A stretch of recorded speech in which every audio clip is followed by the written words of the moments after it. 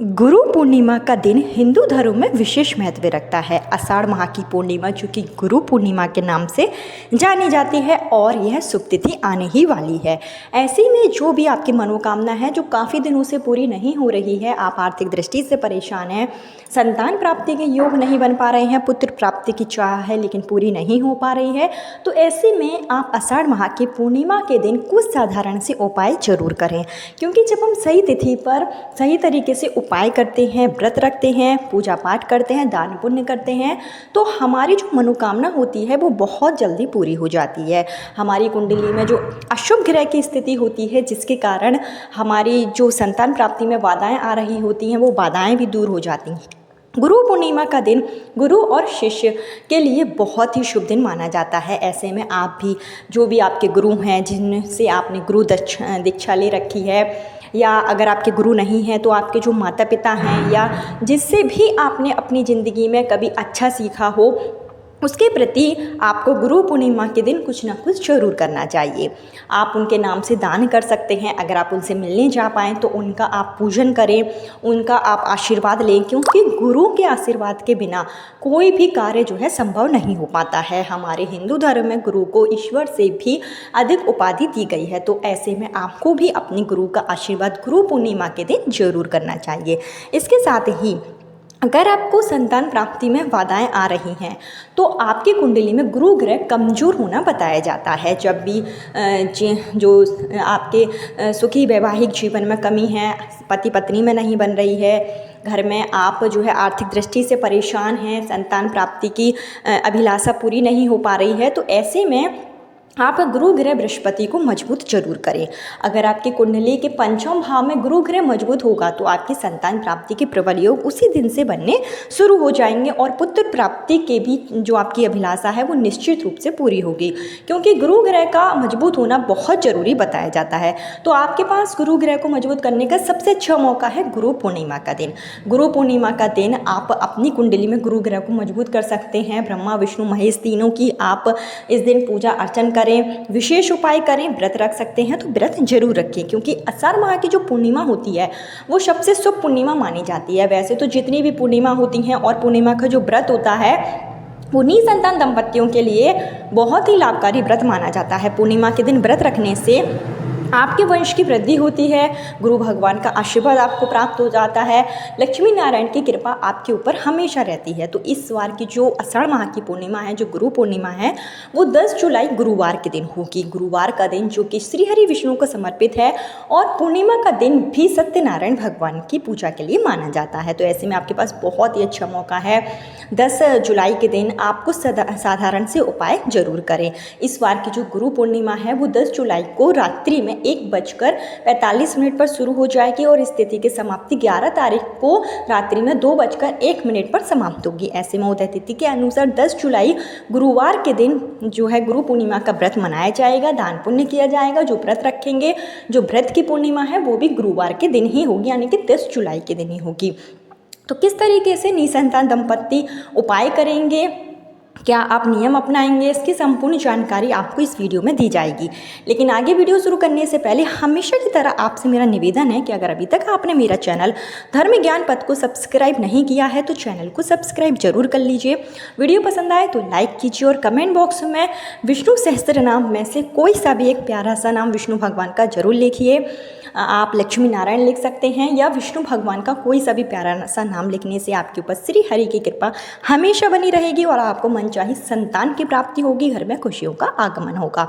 तो आपको क्या करना है कि देखिए, आषाढ़ माह की पूर्णिमा गुरु पूर्णिमा के दिन जो भी निसंतान दंपत्ति हैं, जो भी उपाय कर रहे हैं, जो भी महिलाएं हैं संतान प्राप्ति के लिए उपाय कर रही हैं या फिर आप कोई और मनोकामना के लिए उपाय कर रही हैं, तो इस दिन आपको सुबह जल्दी उठना होगा। सुबह जल्दी उठें, आप स्नान आदि करें। स्नान के पानी में थोड़ा सा गंगा जल डालकर ही आपको स्नान करना है। गुरु पूर्णिमा के दिन अपने घर का जो आपका घर का मुख्य द्वार होगा वहाँ पर आप गंगा जल का छिड़काव जरूर करें। हल्दी मिश्रित जल का आप छिड़काव कर सकते हैं। स्नान करने के बाद में इस दिन आप साफ सुथरे वस्त्र धारण करें, पीले कलर के वस्त्र धारण करें। इसके बाद में आप जो है अपने घर के मुख्य द्वार पर एक स्वास्तिक जरूर बनाएं, जो आप हल्दी से बनाएंगे। हल्दी से अगर आप गुरु पूर्णिमा के दिन अपने घर के मुख्य द्वार पर स्वास्तिक बनाते हैं तो ये काफ़ी शुभ माना जाता है। इसके बाद में आप सूर्य भगवान को अर्घ्य जरूर दें, क्योंकि पूर्णिमा तिथि पर सूर्य भगवान को अर्घ्य देने से सूर्य ग्रह मजबूत होगा। तो सूर्य भगवान को अर्घ्य दें। इसके बाद में आप अपने घर के पूजा स्थल में ही जो है श्री हरि विष्णु की पूजन अर्चन कर सकते हैं, मंत्रों का जाप कर सकते हैं, लक्ष्मी नारायण की पूजा करें। आपके घर में लड्डू गोपाल है तो उनका आप पंचामृत से अभिषेक कराएं, दूध दही शहद घी से अभिषेक कराएं, शुद्ध देसी घी का दीप प्रज्वलित करें, तुलसी की माला अगर आप पहना पाएँ तो तुलसी की माला पहनाएं, नहीं तो जो भी आप प्रसाद लगाएं उसमें तुलसी दल जरूर शामिल करें। आप खीर का भोग इस दिन जरूर लगाएं। पूर्णिमा के दिन खीर का भोग लगाने का विधान है। आप चावल की खीर बना सकते हैं, मखाने की खीर बना सकते हैं, यह खीर का भोग आप लगाएं। आप केले का भोग इस दिन जरूर लगाएं। केला आपको जो है श्री हरि विष्णु के चरणों में इस दिन जरूर समर्पित करना है। इसके अलावा अगर आपके घर के आसपास सत्यनारायण भगवान का मंदिर है, विष्णु भगवान का मंदिर है और आप जा सकते हैं तो मंदिर में आप जरूर जाएं। श्री हरि विष्णु के मंदिर में गुरु पूर्णिमा के दिन जाएं और विष्णु भगवान के मंत्रों का जाप करें। वहाँ पर आप दीप प्रज्वलित करके आएँ और लक्ष्मी माता के नाम से आपको एक नारियल जो है वहाँ पर ज़रूर समर्पित करना है। अपनी मनोकामना के साथ में एक आप जटा वाला नारियल लें और इसको आप संतान प्राप्ति की कामना के साथ में श्री हरि विष्णु के मंदिर में रखें। दीप प्रज्वलित करने के साथ ही आप ओम नमो भगवते वासुदेवाय नमः मंत्र का कम से कम 11 बार जाप करें। विष्णु सहस्त्रनाम का आप पाठ कर सकते हैं। अगर आपको जो है इस दिन संतान गोपाल मंत्र का जाप भी काफ़ी लाभकारी माना जाता है, तो इसको आप अपने घर पर भी रहकर कर सकते हैं, या अगर आप मंदिर में जा सकते हैं तो संतान गोपाल मंत्र का जाप आप श्री हरि विष्णु के मंदिर में जरूर करें। इससे आपकी सोनी गोद अति शीघ्र भरेगी, संतान प्राप्ति में आ रही सारी बाधाएं दूर होगी। इसके अलावा गुरु पूर्णिमा के दिन जो भी आपके गुरु हैं उनको आपको जाकर नमन जरूर करना है। सबसे पहले आप अगर आपके माता पिता आपके साथ में रहते हैं या आप जा सकते हैं तो माता पिता के पास जरूर जाएं, उनके चरणों में पीला फूल समर्पित करें, उनका पैर छूकर आशीर्वाद लें, क्योंकि सर्वप्रथम जो गुरु होती है वो हमारी माँ होती है। तो आपको अपनी माँ का आशीर्वाद इस दिन जरूर लेना है। आपको अपनी माँ को प्रसन्न करना है, कोई उपहार दे सकते हैं। आपने गुरु दक्षिणा ले रखी है तो आप मंदिर में जाकर उनका आप विधि विधान से पूजन करें। पीली जो मिठाई होती है, पीली मिठाई आप उनको भेंट के रूप में देंगे। पीले गेंदों की फूलों की माला आप उन्हें समर्पित करेंगे। जो भी आपका गुरु मंत्र है, जो आपको आपके गुरुजी ने जो मंत्र दे रखा है उस मंत्र का आप जाप करें। यह मंत्र काफ़ी लाभकारी होता है। इसका अगर आप जाप करते हैं तो आपकी कुंडली का गुरु ग्रह मजबूत होगा और आपको संतान प्राप्ति में आ रही सारी बाधाएं दूर होगी।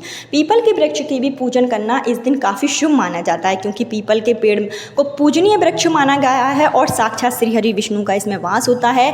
तो आप इस दिन पीपल के पेड़ में मीठा जल अर्पित करें, पीपल के पेड़ की 7 बार परिक्रमा करें, ओम नमो भगवते वासुदेवाय नमः मंत्र का जाप करें पीपल के पेड़ के पास में। ऐसा करने से भी गुरु ग्रह बृहस्पति प्रसन्न होते हैं और आपको आशीर्वाद देंगे। जो भी आपकी मनोकामना होगी वो निश्चित रूप से पूरी होगी। इसके अलावा आप एक छोटा सा उपाय और कर सकते हैं।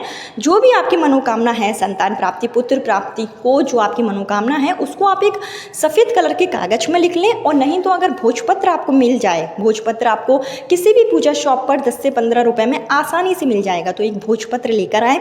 उस पर आप लाल पेन से या लाल स्याही पेन से आप उसमें जो है अपनी मनोकामना लिख दें। जो भी आपकी मनोकामना है उसको आप फोल्ड करके लाल कलर के जो कलावा है उससे बांध दें, और जब आप श्री हरि विष्णु के मंदिर में जाएंगे, पूजन अर्चन करेंगे, तो वहाँ पर आपको यह जो पेपर है वो आपको रख देना है। श्री हरि विष्णु से संतान प्राप्ति, पुत्र प्राप्ति की कामना करेंगे।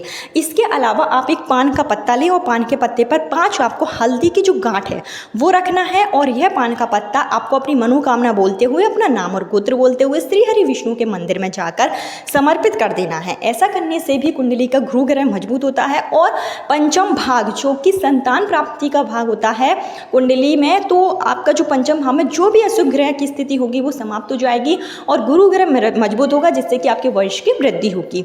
तो ये छोटा सा उपाय भी आप जो है गुरु पूर्णिमा के दिन, आषाढ़ी पूर्णिमा के दिन जरूर करें। इसके अलावा पूर्णिमा के दिन शिव मंदिर में जाकर शिव भगवान पर गंगा जल जरूर समर्पित करें, क्योंकि प्रत्येक पूर्णिमा के दिन शिवलिंग का गंगा जल से अभिषेक करने से भी आपके ऊपर जो दोष होता है, कोई नज़र दोष होता है या पितृ दोष होता है या किसी भी कारण से संतान प्राप्ति में बाधाएं आ रही होती हैं, तो ये बाधाएं दूर हो जाती हैं। तो आपको जो है शिव भगवान का गंगा जल से अभिषेक जरूर करना है। गंगा जल आप शिव भगवान का सफ़ेद फूलों से श्रृंगार करें, पीली मिठाई उन्हें अर्पित करें, शिव मंत्रों का जाप करें, ऐसा करना भी पूर्णिमा के दिन काफ़ी लाभकारी माना जाता है। इसके अलावा रात्रि में आपको चंद्रमा को अर्घ्य जरूर देना है। चंद्रमा को आप एक तांबे के लोटे में जल लें, उसमें आप सफ़ेद कलर के फूल डालकर चंद्रमा को अर्घ्य देंगे। चंद्रमा के मंत्रों का जाप करेंगे। में जो चंद्रदोष होगा वो दूर हो जाएगा। चंद्रदोष का जो प्रभाव होता है वो कम हो जाता है। तो चंद्रमा को पूर्णिमा के दिन आपको अर्घ्य जरूर देना है।